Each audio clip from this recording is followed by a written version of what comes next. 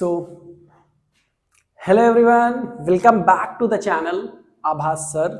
आज हम एक नया पार्ट लेकर आए हैं वीडियो का, और ये पार्ट आज के इस पार्ट में हम लोग मल्टीपल इमेजेस यानी कि एक थिक प्लेन मिरर के लिए डिस्कशन करेंगे। हम लोग प्रिज्म के बारे में जानेंगे, प्रिज्म का एक मिनिमम डेविएशन वाला बड़ा सा डेरिवेशन समझेंगे, और उस डेरिवेशन के अलावा उसके न्यूमेरिकल्स को समझेंगे, उसका ग्राफ समझेंगे, प्रिज्म से रिलेटेड हर डायग्राम समझेंगे। तो बने रहें वीडियो के साथ। आपका सिर्फ इतना काम है, अपने दोस्तों के साथ शेयर करें और चैनल को सब्सक्राइब करें यार। तो आज स्टार्ट कर रहे हैं हम लोगों को मल्टीपल इमेजेस समझनी है पहले। अब ये मल्टीपल इमेजेस क्या होता है, कैसे बनता है और किस में बनता है, इस चीजों को डिस्कशन करना है। तो इसका मतलब है कि जो हम लोग मल्टीपल इमेजेस बनाते हैं, ये बनाते हैं थिक प्लेन ग्लास प्लेट या फिर एक थिक प्लेन मिरर में। तो हमने कहा कि ऐसा करते हैं कि भाई हम एक थिक प्लेन मिरर ले लेते हैं। ये हमारा प्लेन मिरर। अब इस प्लेन मिरर में नीचे के सरफेस पे मैंने पॉलिश कर दी। ये मैंने यहां पर पॉलिश कर दी है। जब हम पॉलिश कर लेंगे तो हमें पता है कि हमको इमेज लोकेट कराने के लिए मिनिमम 2 रेज चाहिए होते हैं।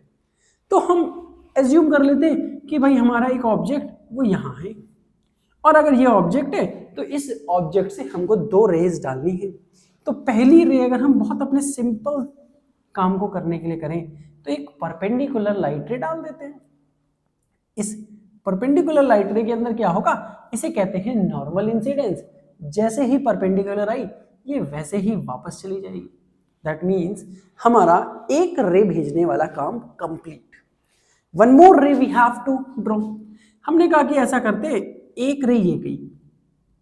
अब जब ये रे इस स्लैब से पास करेगी, यहां पर क्या है, ये वाला मीडियम एयर है, ये वाला मीडियम ग्लास है। तो एयर से ग्लास जाएगी तो यहां पर 2 काम होंगे। अब पहला काम होगा क्या, पार्शियल रिफ्लेक्शन, और दूसरा काम होगा पार्शियल रिफ्रैक्शन, यानी कि थोड़ा सा ये और थोड़ा सा ये। तो इसका मतलब है कि यहां पर जब रिफ्लेक्शन होगा तो कितना होगा, और रिफ्रैक्शन जब होगा तो कितना होगा। तो जब पार्शियल रिफ्लेक्शन होगा तो यहां पर 10% होगा, और रिफ्रैक्शन जो होगा वो 90% होगा। मतलब जितनी इंटेंसिटी की लाइट आई है 10% का रिफ्लेक्ट हो जाएगा और 90% का रिफ्रैक्ट हो जाएगा। आओ देखते हैं। तो हमने कहा यहां पर एक ऐसा करते हैं, एक नॉर्मल ड्रॉ कर लेते हैं। ये नॉर्मल ड्रॉ कर लिया। ये एंगल आई, जैसे ही ये लाइट रे यहां पर स्ट्राइक करेगी तो ये लाइट ऐसे कुछ एंगल ऑफ इंसिडेंस, जितना एंगल ऑफ इंसिडेंस उतना ही एंगल ऑफ रिफ्रैक्शन और रिफ्लेक्शन, और इसकी वजह से ये निकल जाएगी, कहीं ना कहीं जाकर ये मीट करेगी। ठीक है, तो ये थोड़ा सा और मीट करने का तरीका यह और कुछ नहीं है। जो लाइट रे आपने भेजी है उसी लाइट को पीछे एक्सटेंड करा लो तो वो हमारे पास मिल जाएगी। एक काम और होगा जो यहां पर रिफ्रैक्शन का भी होगा। अब रिफ्रैक्शन का ये काम हुआ तो देखो ध्यान से, 10% लाइट यहां चली गई तो बची 90%। अब ये जो 90% बची ये तो मिरर है और पॉलिश्ड सरफेस है, तो यहां पर रिफ्रैक्शन पॉलिश्ड वाले में नहीं हो, सिर्फ रिफ्लेक्शन होगा, और यहां से जो लाइट आएगी ये ऐसे चली जाएगी, क्योंकि आपको पता है कि जितना एंगल ऑफ इंसिडेंस आया उतना एंगल ऑफ रिफ्लेक्शन उसकी वजह से आई। क्या यहां पर फिर से मीडियम चेंज हुआ, इसका मतलब ये ग्लास है ये एयर है। अब यहां पर फिर से क्या होगा, यहां पर होंगे फिर से 2 काम। पहला काम रिफ्लेक्शन, दूसरा काम रिफ्रैक्शन। रिफ्लेक्शन कितना, 10%, तो रिफ्लेक्शन ये हो गया, और रिफ्रैक्शन कितना, 90%। ठीक है, तो ये लाइट अगर हम इस लाइट को पीछे एक्सटेंड करें और इस लाइट को भी एक्सटेंड करें तो हमको यहां पर एक इमेज मिल जाएगी। ये इमेज जो मिली, this image is the brightest image. क्योंकि ये जो 90% आई थी ये भी 90% थी, इस 90% का ये तो 10% बचा। अब ये कितना बचा 10, और ये कितना बचा 90% ऑफ 90 जो बचा वाला था। इसका मतलब ये हो गया कि अब ये ब्राइटेस्ट इमेज बनी, सबसे ज्यादा इंटेंसिटी इसमें थी। और यहां पर फिर से क्या होगा, अगेन फिर से रिफ्लेक्शन, और फिर से दो काम, रिफ्रैक्शन रिफ्लेक्शन रिफ्रैक्शन रिफ्लेक्शन। तो ये देखो ध्यान से, ये रिफ्लेक्शन हो गया और ये लाइट रे फिर से बाहर चली गई। अब ये 10% का भी 10% यहां पे और 90% यहां पे, तो इसको जब हम यहाँ पे पीछे एक्सटेंड करेंगे तो यहाँ पर हमको फिर से एक इमेज मिल जाएगी। और इस तरीके से देखा जाए तो हमारे पास मल्टीपल इमेजेस बनेगी, जो कि ये हेडिंग थी। हमको इस चीज में क्या याद रखना है, हमको इस चीज में इसका डायग्राम याद रखना है। डायग्राम आप बहुत अच्छे से प्रैक्टिस करेंगे, बुक से करेंगे, ठीक है। दूसरी चीज है, इसमें याद रखना है कि second image is the brightest image, और कुछ आपसे इस टॉपिक से नहीं पूछा जाएगा, बस आपको ये याद रखना है। So now this is the diagram for the multiple images. However कुछ ऐसा हो सकता है कि हमने जब ड्रॉ किया तो इसमें पैरेलल नहीं आ रहा होगा, आप जब बुक से ड्रॉ करेंगे तो बहुत अच्छा डायग्राम आपको मिलेगा।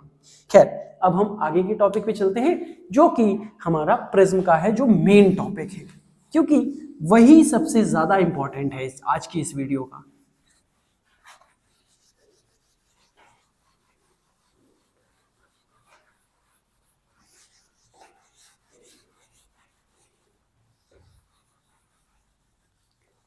प्रिज्म में बहुत सारी चीजें होती हैं, बहुत सारा टर्म है। अब कुछ ऐसे बच्चे होंगे जिन्होंने प्रिज्म देखा होगा, कुछ ऐसे बच्चे होंगे जिन्होंने आज तक पहले प्रिज्म ही नहीं देखा होगा। तो पहले मैं आपको समझाता हूँ कि प्रिज्म क्या होता है। तो सुनो ध्यान से, देखो बच्चा, प्रिज्म का मतलब है, प्रिज्म में टोटल 3 रेक्टेंगुलर और 2 ट्राइंगुलर सरफेस होते हैं। मतलब कि 3 रेक्टेंगुलर प्लस 2 ट्राइंगुलर, ठीक।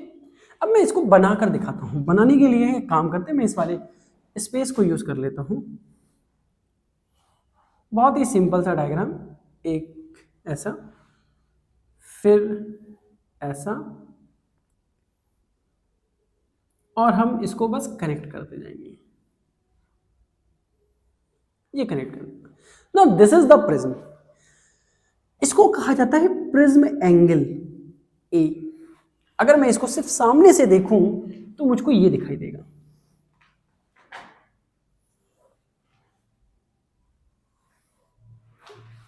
एक ए, ये बी और ये सी।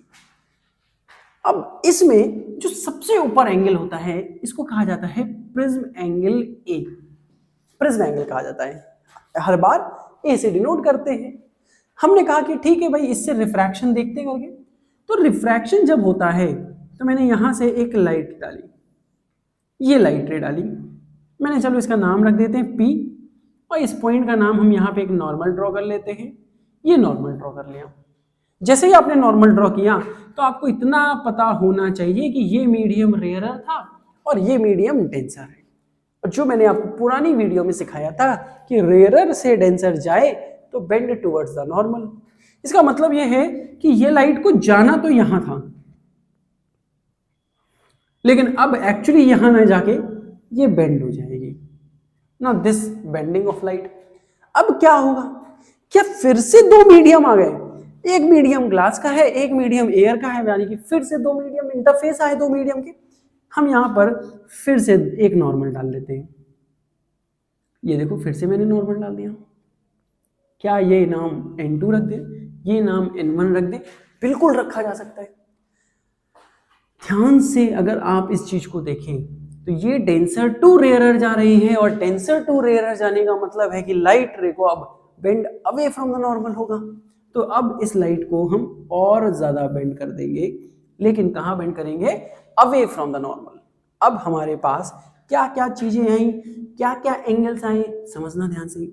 क्या मैं ये कह सकता हूं कि ये एंगल ऑफ इंसिडेंस था? हाँ था। क्या ये एंगल ऑफ रिफ्रैक्शन था? हाँ था। मैं इसका नाम R1, इसका नाम I1 रख देता हूँ, कोई दिक्कत नहीं। मैंने कहा कि यहाँ पर फिर से ये एंगल आया कि मैं इसका नाम R2 रख दूं और इसका नाम अगर मैं एंगल I2 रख दूं तो इसमें कोई बुराई नहीं है। ये एंगल ऑफ रिफ्रैक्शन, यहाँ पर एंगल ऑफ, एक एंगल R2, एक एंगल I2।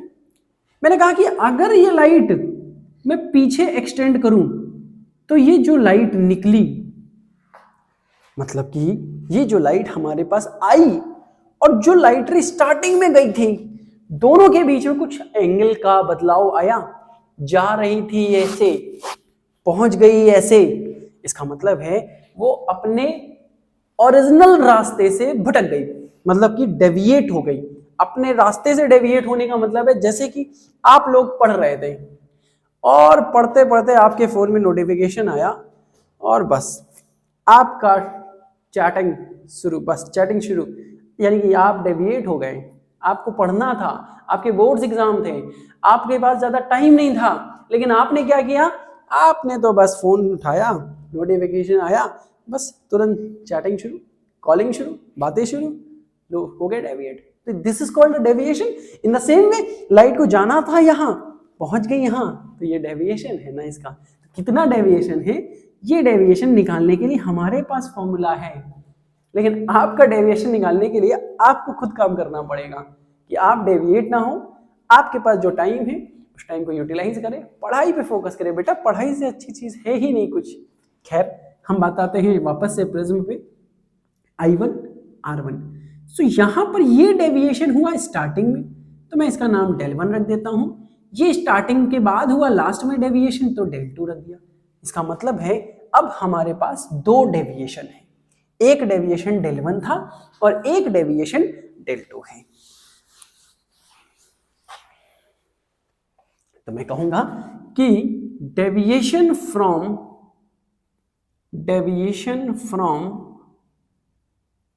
फर्स्ट सरफेस, तो मुझे बताओ कि फर्स्ट सरफेस से कितना डेविएशन आया? तो वो आया del1, इसको del1 कहते हैं। ये है del1। I1 में से R1 हटा दे अगर, क्योंकि जितना एंगल आई है उतना ही एंगल यहां पे भी आई होगा, तो अगर I1 में से R1 हटा दे, सिर्फ इतना एंगल हटा दे I1 में से, तो मेरे पास del1 बचेगा। तो मैंने लिखा I1 माइनस R1। इसी तरीके से मैंने लिखा deviation produced from second surface. तो बेटा सेकेंड सरफेस के मतलब कि अब दूसरा डेविएशन, तो वो del2 हो गया, और del2 आ गया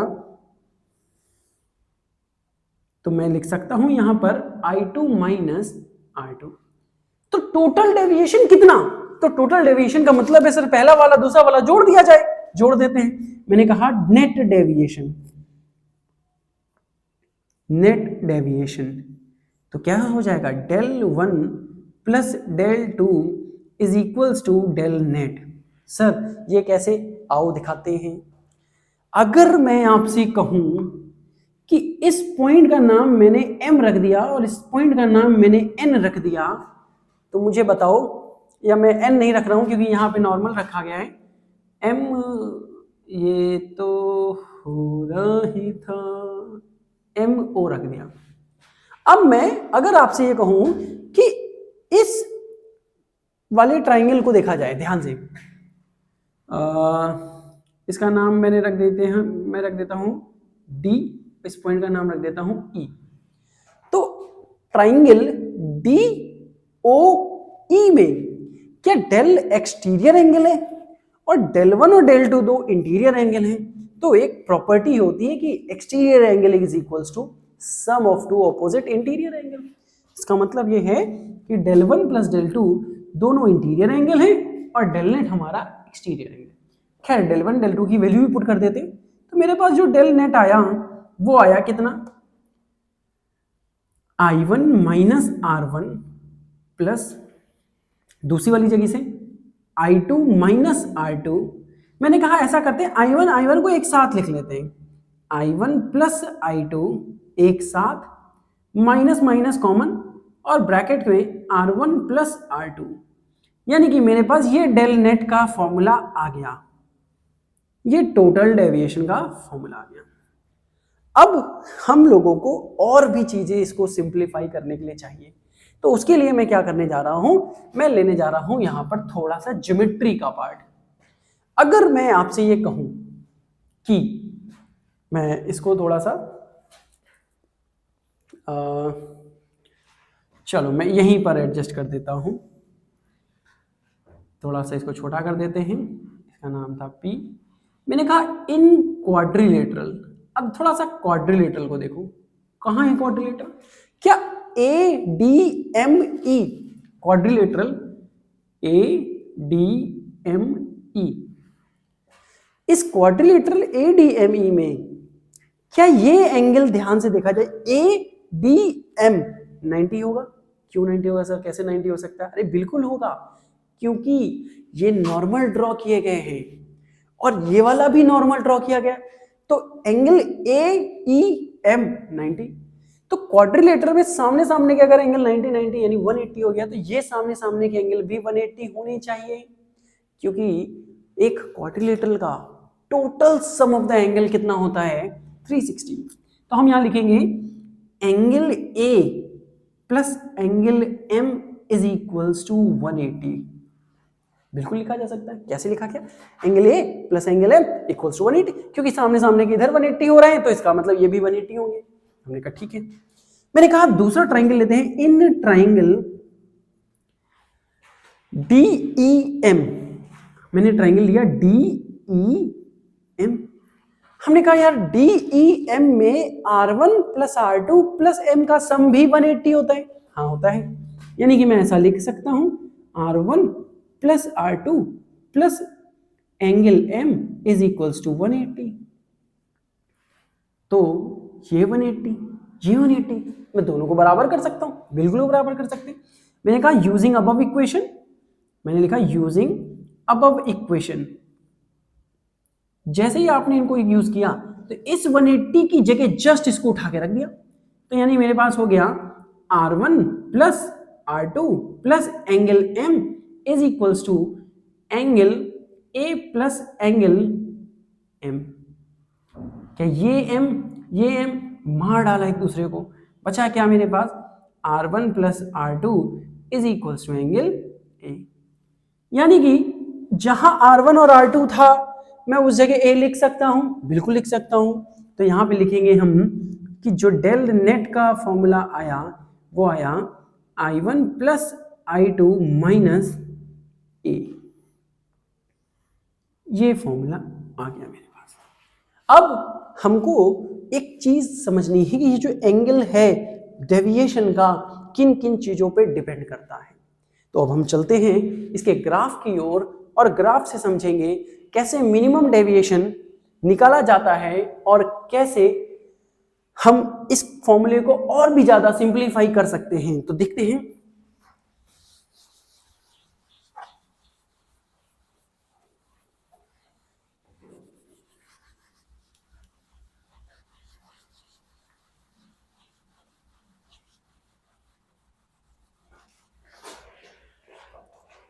हमारे पास जब ग्राफ की बात करी जाए तो यहां पर हमने कहा डेविएशन, दैट मीन ये डेविएशन का ग्राफ है और ये है एंगल ऑफ इंसिडेंस का ग्राफ, एंगल ऑफ इंसिडेंस,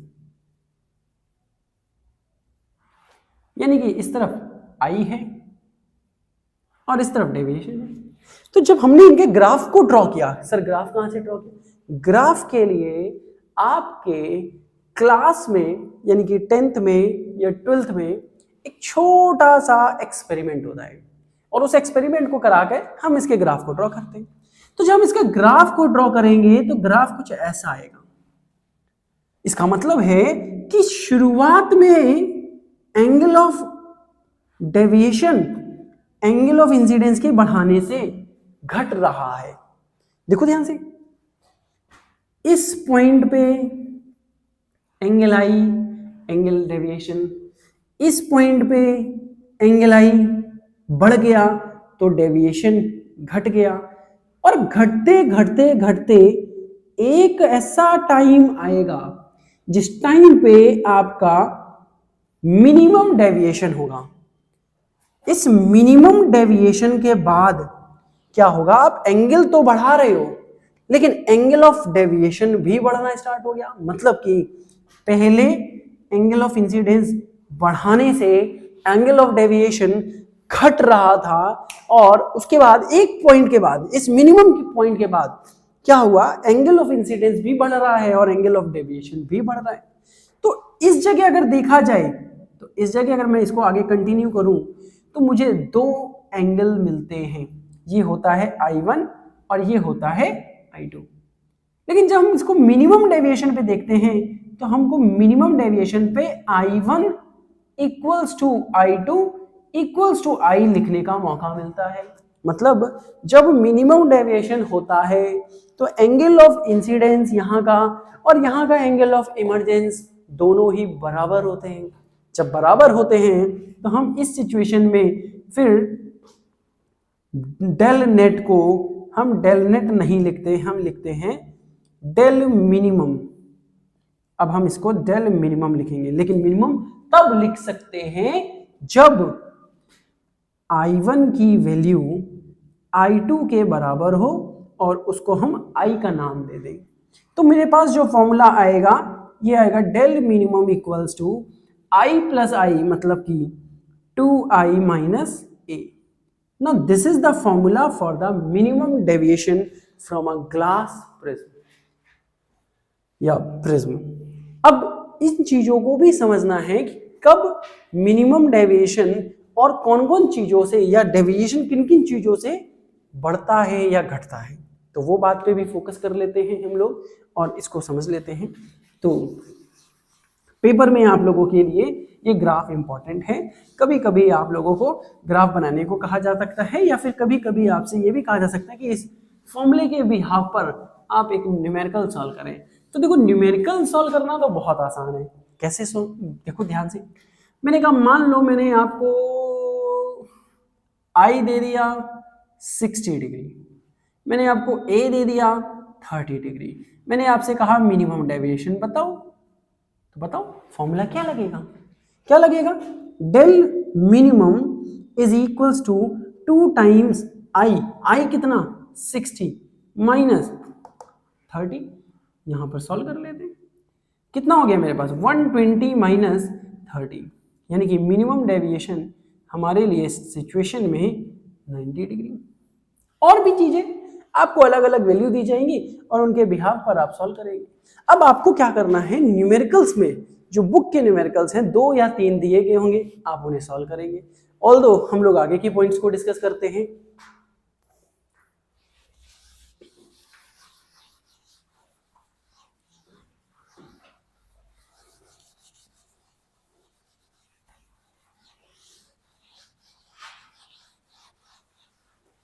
अब हमें समझना है कि कलर की वजह से क्या ऐसा होता है कि डेविएशन अलग हो जाते हैं। आओ देखते हैं। तो हमारे पास जो विजिबल रीजन है, विजिबल मतलब है जो हमको दिखाई देता है। कौन कौन से कलर्स होते हैं विजिबल रीजन में, इसके कलर्स होते हैं violet, indigo, blue, green, yellow, orange, red. तो याद रखना कि सबसे ज्यादा डेविएशन इसमें होता है, एक्सट्रीम डेविएशन, और इसमें होता है मिनिमम डेविएशन। मिनिमम डेविएशन हमेशा याद रखना कि रेड कलर मतलब मिनिमम डेविएशन, क्योंकि सबसे ज्यादा वेवलेंथ इसकी होती है और सबसे कम वेवलेंथ वॉयलेट की होती है, इसलिए सबसे ज्यादा डेविएशन होता है।